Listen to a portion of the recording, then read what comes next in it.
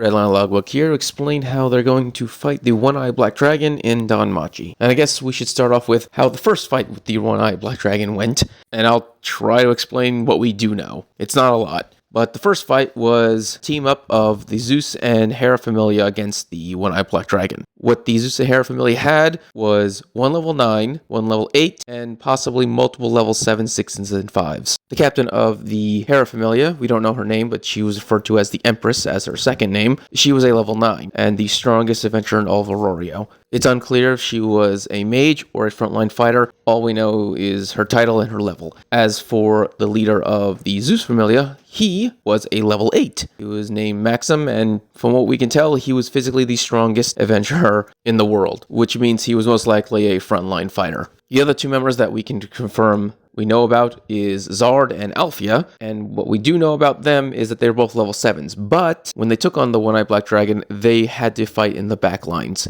Reason being is Alfia's disease was already taking its toll on her, and she couldn't fight in the front lines anymore, and Zard's organs were basically melting away because of the fight with the Behemoth. As a result of this, the Zeus and Hera Familia actually weren't at their strongest when they took on the One-Eyed Black Dragon. This is also why the two of them survived when the rest of their familias were wiped out by the dragon, because they were in the back lines, so they could retreat. There were other executives in the Familia. A few of them were considered to be as strong as Alfia and Zard, so there were probably some level 7s, some level 6s, and level 5s, like I said. I will say that there was probably no more than 20 maximum, and that includes the level 5s. And I say that because the current adventurers of Aurorio, who are level 5 and above, are no more than 20, and they seem to be on the path of taking on the One-Eyed Black Dragon themselves, so I'm going to assume the guild said, hey, you're 20 strong in first-class adventures, you should have the power to take on the One-Eyed Black Dragon and the other major quests that include the Behemoth and the Leviathan. With that being said, I'm going to guess the majority of these guys were probably level 5s. And we know of one magic item that the Zeus Familia had that apparently was a shield that could absorb any magical attack, which is important because breath attacks in Danmachi are magic attacks. We know this because Welf's Will-o'-the-Wisp anti-magic spell works on breath attacks. So the whole point of the shield is basically to block the dragon's flames. And with all this, they still lost to the One-Eyed Black Dragon. Okay, that's what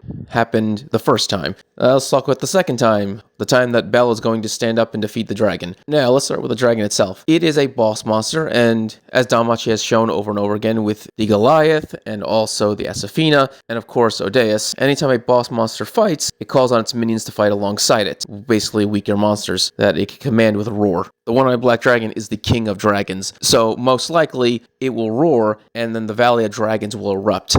And they'll have to fight not just the One-Eyed Black Dragon, but an entire mountain range of dragons. And to put in perspective just how powerful these things are, the Valley of Dragons has a barrier erected around it as a way to keep the dragons sealed inside. But every once in a while, they escape. One of these dragons escaped and wiped out Bet's entire clan. After he became a level 3, and with the power of a full moon, making go into beastification, he was then able to fight all night to kill this one dragon. So the average power of these dragons is like a level 3 or 4. And obviously, those are just the average. There's going to be way more powerful ones that are probably on par with a level 5 to 6. And once again, those are just the grunts that are working for the One-Eyed Black Dragon. I bring this up because that means that the people who are going to be involved in the subjugation of the One-Eyed Black Dragon will basically be not just the executives, but anyone there who's useful enough to take on the army so the executives can then kill the One-Eyed Black Dragon. This also means that they will most likely be dealing with multiple battlefields, with multiple dragon commanders commanding weaker dragons that are all underneath the One-Eyed Black Dragon. Basically, it'd be an army versus an army kind of situation. As such, the only characters that will actually matter for fighting the dragon will be the elites who are level 6 and above, and of course, the rest of the Hestia Familia and their allies. And so a lot of people are questioning, how is the Hestia Familia going to be involved in fighting the One-Eyed Black Dragon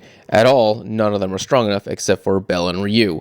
And the answer to that is actually very simple, and many of you won't actually like it, but I'm going to explain it anyway. So let's start off with the most obvious character, and that will be Haruhime. Haruhime has 2 spells. 1 that allows her to give level boost to any individual, and 2 that allows her to manifest magical tails, which then she can use for any other spell she has to then cast that spell multiple times. She can currently manifest 5 tails at a time. She's supposed to have a max of 9 if she gets stronger. Now, unless she ends up learning another spell, like an attack spell, these tails are only going to be used to give multiple level boosts to multiple people, a max of 5 people. Well, for now, she might end up getting more tails later on. We still have half a year left in the story, at least. She will most likely give these tails to all of the level 7 characters. And Belle. These characters are Leon, Finn, Reveria, Garth. Those are 4 level 7s, plus Belle, which will be the 5th tail. The only reason why I didn't name Otter is because Otter has a skill that allows him to go into beastification,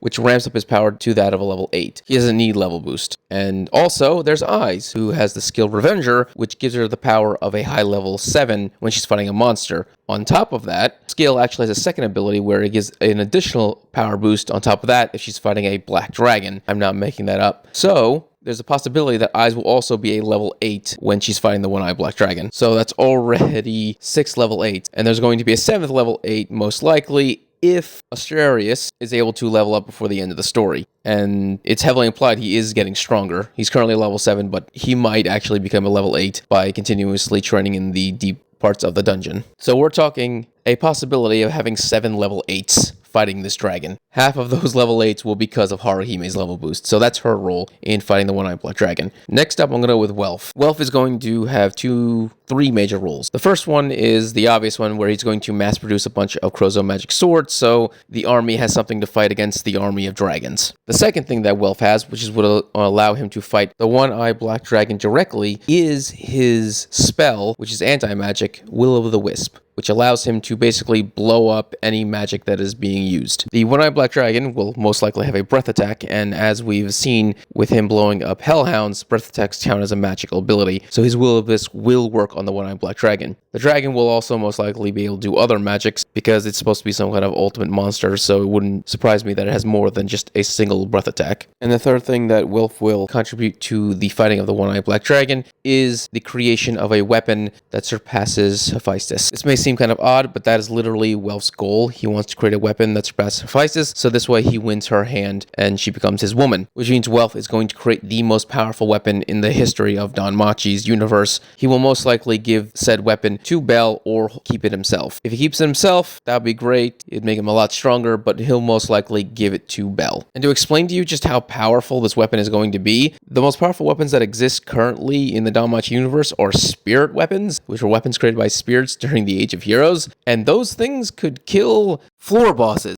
Because Finn is a level 7 and Hadin is a level 6, those two will also be fighting on the front lines against the dragon. As a result of this, Little Lily will be the one commanding basically the entire army against the one-eyed black dragon, making Lily the supreme commander of the entire allied force against the one-eyed black dragon, and that is going to be a massive undertaking because she will be commanding so many familias, and this is actually going to have to be her commanding properly. She can't do what she did again in the war game with the Freya familia. This has to be Lily stepping up and commanding properly. Ryu's a level 6. She obviously is going to be fighting on the front lines. That'd be pretty obvious. And so the last member that I bet a bunch of you are probably the most concerned about why she would be involved in the fight, and that would be Makoto. Makoto will 100% be involved in fighting the one-eyed black dragon directly, not just its army.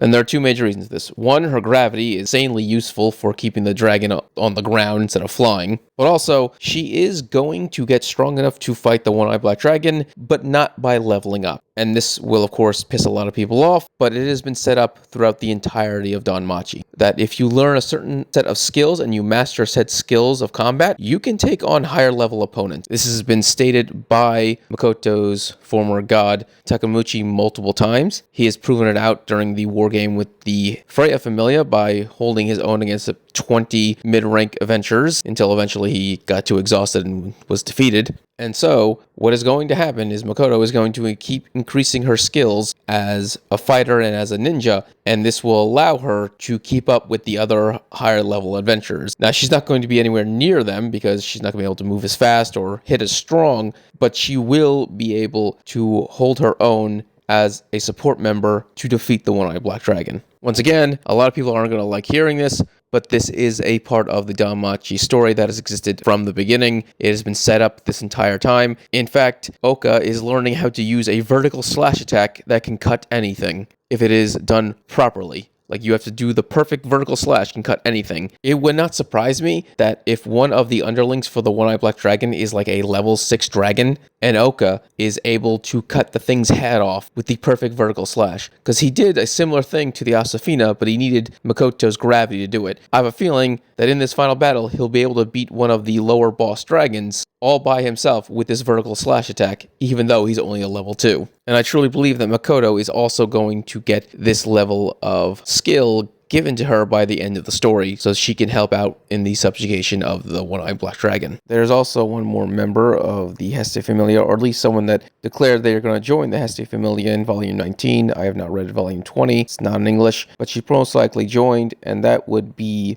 Ina's little sister, Nina. She's a level 2, a low level 2 actually, but that's fine because her role is being a healer and support. She obviously can heal any wound that is inflicted on the party, but more importantly, she has a particular spell that erases all debuffs, all curses, and creates basically a giant force field around the individual that you're casting the spell on, kind of like a healing orb that cannot be penetrated by magic of any kind. And it makes sense that she will most likely be the individual that is primarily healing the Hestia Familia. So once again, everyone in the Familia will be involved. Even if their role isn't as big as Bel's, which it can't be, because Bel is the last great hero. He will be the one to slay the One-Eyed Black Dragon and fulfill the dream of the world. Bel will be the one to have a statue made of him across from Albert and be seen as his equal. This is Bel's story. His friends are there to help him, yes, and they're going to do a lot to help him. But in the end, the one who will slay the dragon will be Bel. So I don't think anyone needs to worry that the rest of his friends won't be involved in this battle. They will definitely be involved, and they will definitely show their worth. But in the end, Bel has to be the one to kill the dragon. And that is how the Hestia Familia will in fact be involved in the subjugation of the One-Eyed Black Dragon. Alright, if you enjoyed this video, subscribe, give it a thumbs up so you enjoy more Danmachi and other things. Thank you and have a great day.